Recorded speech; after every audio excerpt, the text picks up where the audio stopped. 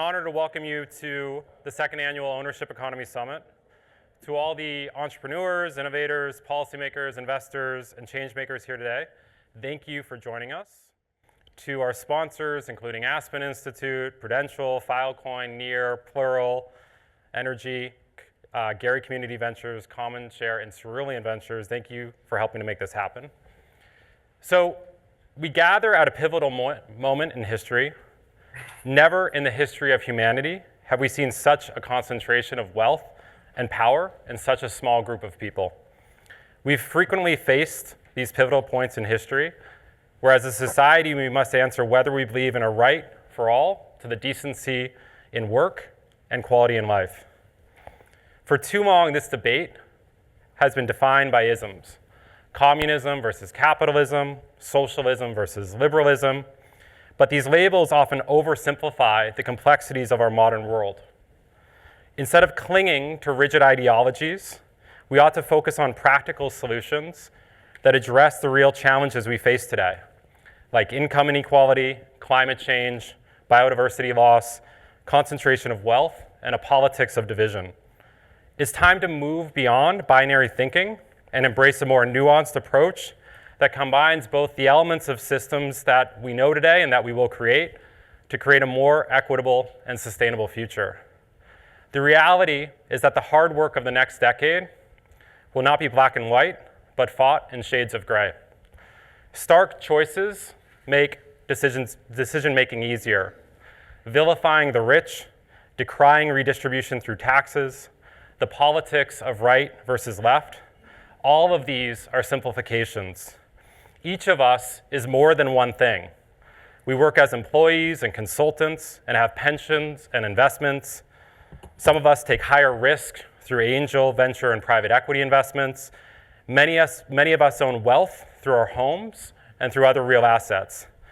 And despite differences in where we grew up, at the heart of our post-capitalist, often rentier economy is a common reality of fear. Fear that we will not have enough, that our children may not have the opportunities that we had, that our elders may grow old without dignity, that the quality and abundance that many of us grew up with will wither amidst increasing division and declining resources. The path to economic resilience and abundance begins by shedding our labels and embracing the common values that we hold true. No matter how jaded the businessman or businesswoman, almost all would agree that those that work hard should be entitled to a decent life, and that those that can't should be taken care of by society. The path to economic resilience and abundance is nurtured through recognition that all of us are better when we don't have our backs against the wall, that our best selves are manifested in moments where our fear subsides and creativity is able to flourish, that our collective humanity requires that our individual needs, including the need for security about both present and the future, can be met. Who owns what and what they manage to do with that ownership will define whether or not we make this planet a thriving place for all or a quickly dying place that only works for the elite few. Time is scarce, and the next decade may be the last we have to come to shift our model of collective prosperity. First, let's acknowledge the transformative power of technology. Those who are doing well in today's economy have all embraced technology. Advances in artificial intelligence, blockchain, and renewable energy are reshaping our world. But with these innovations come responsibilities. Data ownership, access to technology, and the benefits of a green economy should not be privileges reserved for a few. They should be rights accessible to all. A resilient economy must be embedded in society.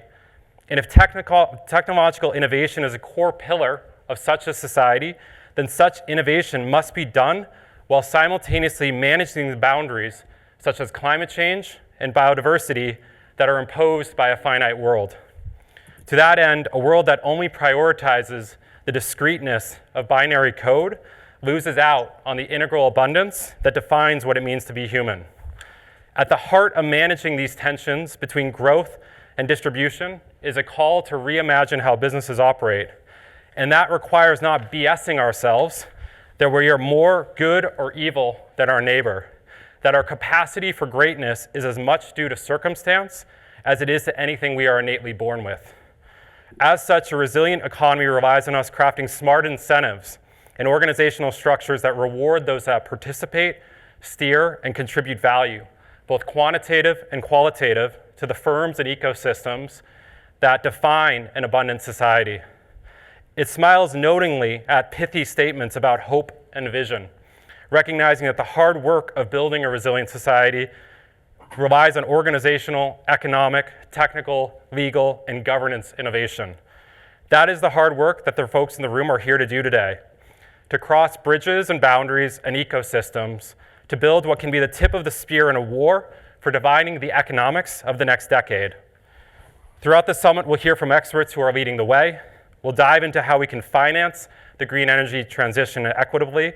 We'll explore practical steps for implementing the steward ownership in businesses. We'll discuss the critical intersection of data, AI, and equity. I encourage each of you to engage fully, ask challenging questions, and think creatively. The ownership economy isn't just a concept, it's a movement towards a future where prosperity is shared and everyone has the opportunity to succeed. John, Alex, and I, and our sponsors and advisors have brought this to where we can. But what grows from this seed will be as much defined by you as it is by us. In closing, let me say that while the obstacles are real, so is our ability to overcome them.